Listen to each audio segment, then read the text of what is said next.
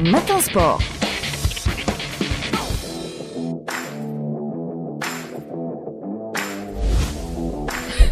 Et un plaisir de vous retrouver. Bonjour Rostom. Bonjour Fatima. Alors, on va commencer ce matin sport avec du volleyball, avec le Wydad de Tlemcen qui est sacré champion d'Algérie et d'ailleurs toutes nos félicitations. Et les volleyeurs du Wydad de Tlemcen, sacré champion d'Algérie hier soir en s'imposant devant le Mouloudia d'Alger sur le score de 3-7-1 en finale du championnat à la salle Omnisport Abdelkader Ksel de Wiba. Les détails avec Nassima Djaout.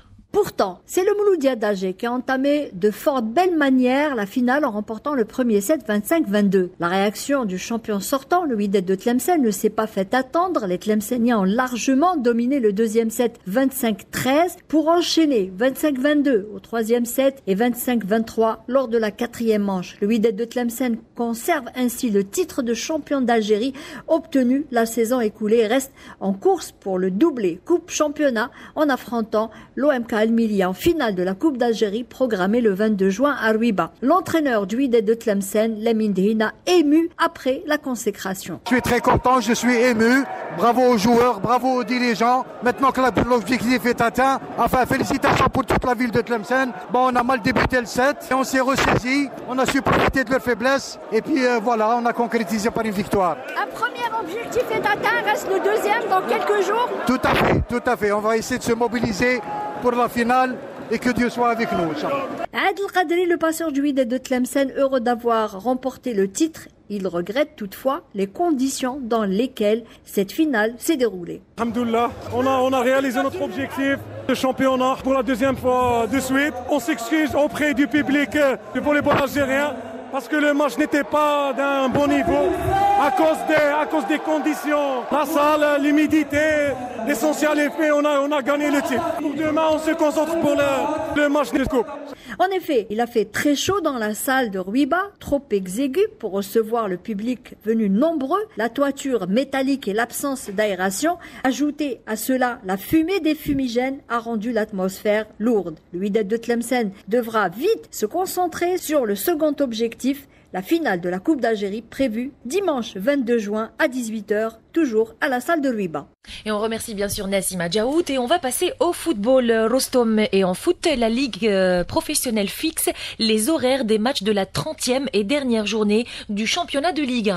Prévu les 20 et 21 juin pour les matchs de ce vendredi, ça sera à partir de 17h avec deux rencontres Entente de Sétif US Biskra et ESM Khemchela Mouloudia Club d'Al-Bayed, et à 18h CS Constantine Giassaoura, Mouloudia d'Oran, USM Alger. Et puis pour la journée de samedi, les 4 rencontres débuteront à 17h45 en raison de l'enjeu. C'est le titre de champion d'Algérie où le leader, le Mouloudia d'Alger, accueillera le Nejm Damagara qui joue pour son maintien en Ligue 1. L'Olympique Arbois accueillera le Chebab Gadi de Belouizdad qui aura ce match à distance face à la JS Kabylie pour la deuxième place qualificative à la Ligue des Champions. La JS Kabylie qui accueillera l'AS Ochlef et le Parado Athletic Club face à l'Espérance de Mostaganem également qui joue sa survie en Ligue 1. Et qu'y a-t-il également au programme ce matin dans Matin Sport? Tennis.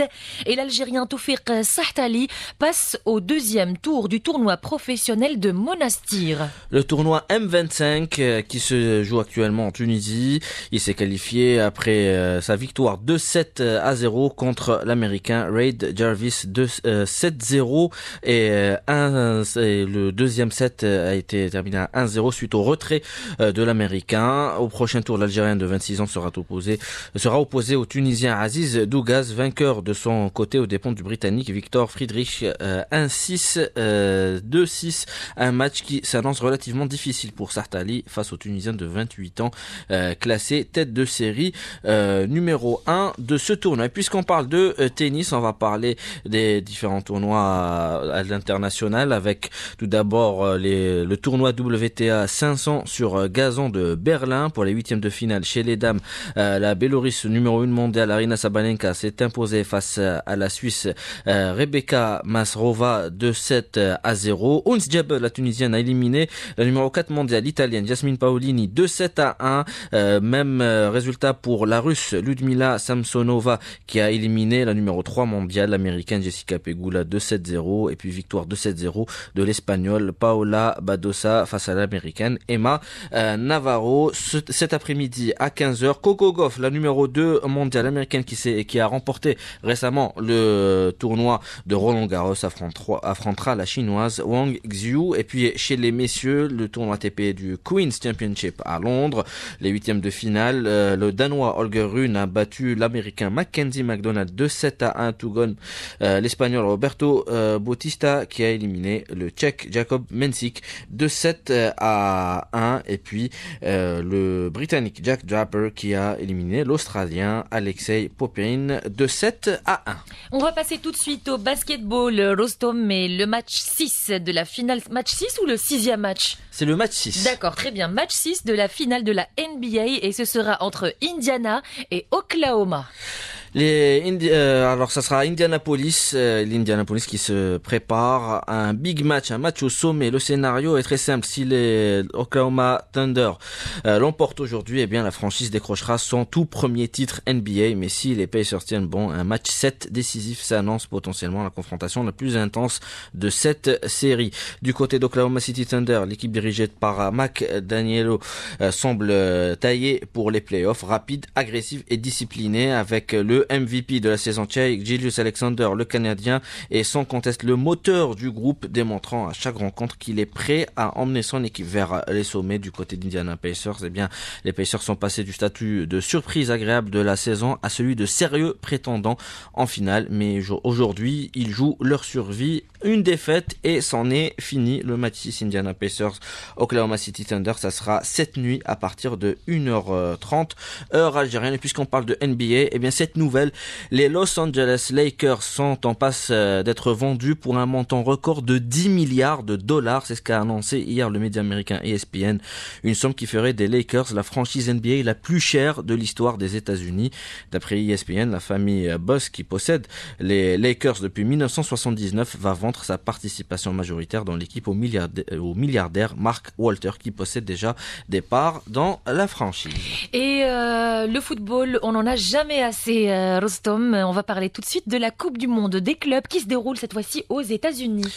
Avec le RB Salzbourg qui s'est imposé 2-1 face aux Mexicains de Pachuca, comptant pour le groupe H du Mondial T-Club. L'arbitre de la rencontre, l'Algérien Mustafa Radbel, a dû interrompre le match à la 55e minute à cause des mauvaises conditions météorologiques, alors que de gros nuages commençaient à s'amasser au-dessus du QL Stadium.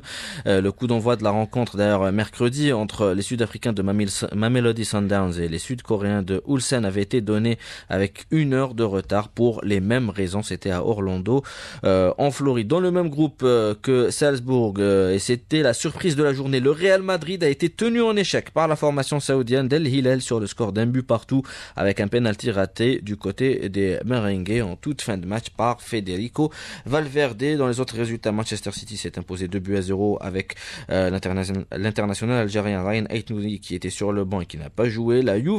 La Juventus qui s'est imposé 5-0 face aux Émiratis d'Al Ain.